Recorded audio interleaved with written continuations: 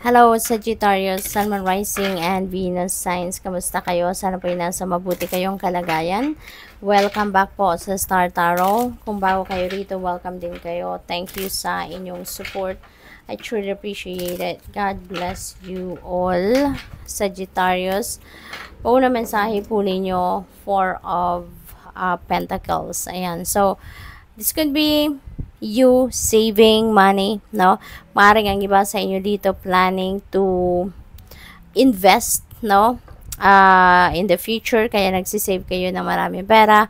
Or maaaring ang iba sa inyo dito saving for your retirement, saving for the rainy days, maybe saving a big chunk of money para sa big purchase, no, na plano ninyo. Maaaring ganon.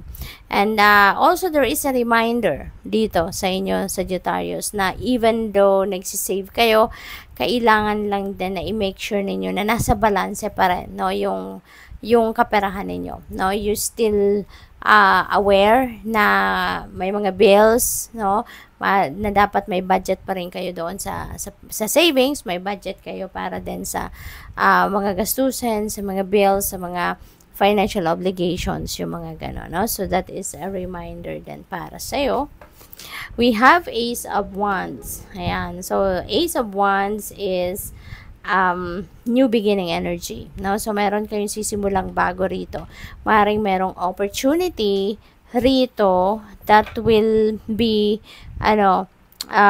highlighting your creativity, yung artistry ninyo, yung creative prowess ninyo, yung ganon. So maring opportunity na link sa magiging trabaho, magiging profession ninyo, magiging career ninyo, yung ganon, ano? What else? We have Page of Cups. Ayan, so there is kilig factor dito kay Page of Cups, kaya parang nangingiti-ngiti si si Page, no? Kasi baka maaring meron ditong mga imbitasyon, no, for siguro for social gatherings, invitation for party, for celebrations, at kaya siguro kayo kinikilig din. Maaari din ang iba sa inyo kikiligin dito dahil siguro matatawagan na kayo sa inaplayan ninyong trabaho, or baka matatawagan na kayo for interview doon sa baka nag-a-apply kayo ng tourist visa or baka work visa, yung ganon, and maybe you are up for interview sa ngayon. Maybe yung invitation na yan ay related doon, no, sa inyong mga applications. We have Two of Swords. Ayan. So, may decision making na kinakaharap kayo sa ngayon, pero parang hindi pa kayo nagde-desisyon. Hindi pa ninyo ito mapag-desisyonan sa ngayon. Hindi pa kayo, you can't make up your mind yet. No, maaring hindi ninyo kasi, parang in denial pa siguro kayo. No, maaring hindi pa kayo ready to make a decision, or siguro gusto pa ninyo na hindi muna i-stress ang sarili ninyo na mag-isip kung ano magiging desisyon. Kaya parang tinatakpan ninyo rito yung mata ninyo para hindi ninyo muna makita, or tsaka nakakross, nakakross ang arms niya dito sa card, no, sa kanyang heart, kasi ayaw pa niya, as in totally nire-reject na niya yung fact na kailangan na niyang magdesisyon. So maaring ayaw nyo pa talaga itong pagdesisyonan, ayaw nyo pang pag-isipan ito, no, kung ano man yan. We have the Fool. Ayan, so definitely you're going to start something new. Ace of Wands, the Fool energy that could be related to each other. Maaring iisang sitwasyon lang ito, Sagittarius, na meron kayong, you're going to take a leap of faith dito. You're going to try to do something new, no? Totally something new para sa'yo. Maaring this is a new endeavor para sa'yo. This is totally a new chapter sa buhay ninyo na ngayon nyo pa lang ito gagawin talaga.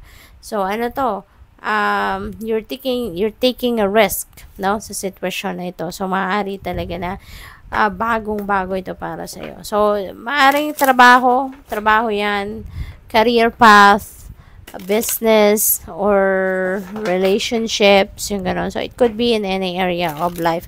But definitely, this is something new that you're going to explore. We have beauty. Ayan, yung ganda ninyo, no? Yung ganda ninyo, in and out, no? Na beauty, inner and outer beauty will be on display sa ngayon. So, napakaganda. Maaari din na yun ang focus ninyo sa ngayon, no? Na even your physical appearance ninyo, maaaring yun ang focus ninyo din na magpaganda, mag-glamorize, yung ganon, ano? Deserve nyo din naman yun, no? Sagittarius, i-enhance ang inyong sarili. That is a gift sa iyo ng universe and you want to make it even better, no? Maaaring ganon ang ganap ninyo ngayon. Finding, ayan, so maybe you are seeking for something dito and feeling ko mahahanap ninyo kung ano yung hinahanap ninyo kasi nakangiti siya, parang kinikilig siya, natutuwa siya, no? Deep inside, tuwang-tuwa siya. Kaya ganyan na lang ang aura niya. Very vibrant, very maliwanag, may mga butterflies dyan. So, maaaring kung ano man ang nahanap niya rito is going to be a game changer, no? So, siguro it's going to change a lot, no? Sa buhay ninyo. Maaari din na, feeling ko dito yung parang hinahanap siguro ninyo dito ang inyong sarili.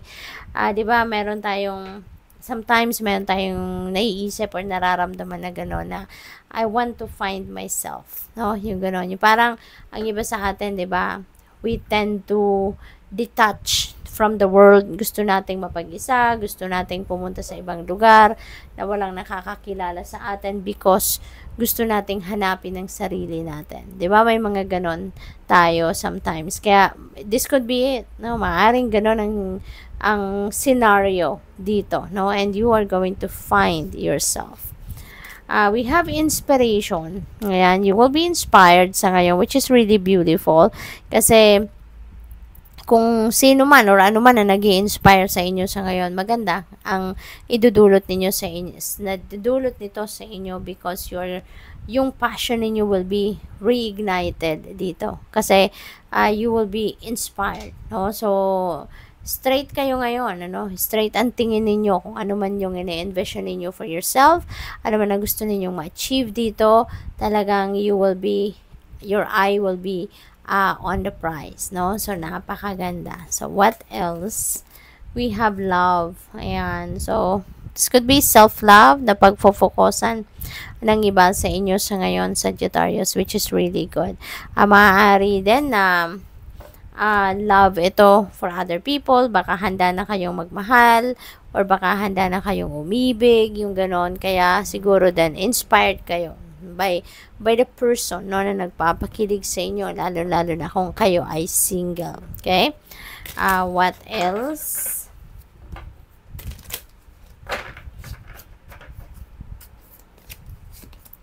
We have flow. Ayan. So, flow. You're going with the flow of life siguro rito, no? You're going to surrender to the divine. You're just going to, to surrender to the natural ebb and flow of life. Maganda. Kasi with that, kung you are in the flow with life, makikita ninyo yung ganda ng journey ninyo. Kasi, gagabayan kayo ng universe, no? At maganda rito dahil when you are in the flow with life, parang you will be in sync with the universe then. Kaya kung anong gusto kung saan kayo dadalhin, ng agos ng buhay, doon kayo, susunod lang kayo. Susunod lang kayo, makikinig kayo sa guidance, no, ng divine universe through your intuition. So, talagang, kayo sa ngayon, you will have a parang deeper relationship with the divine. No, you are going to have a deeper relationship with yourself then. Kaya parang yung guidance sa iyo ng universe, yung bulong sa iyo ng inyong soul, parang rinig ninyo yan. No, kaya yun ang susundin ninyo. So, what else? We have guidance. Speaking of guidance, 'di ba? So, eto na. So, rest assured that you will be guided, no?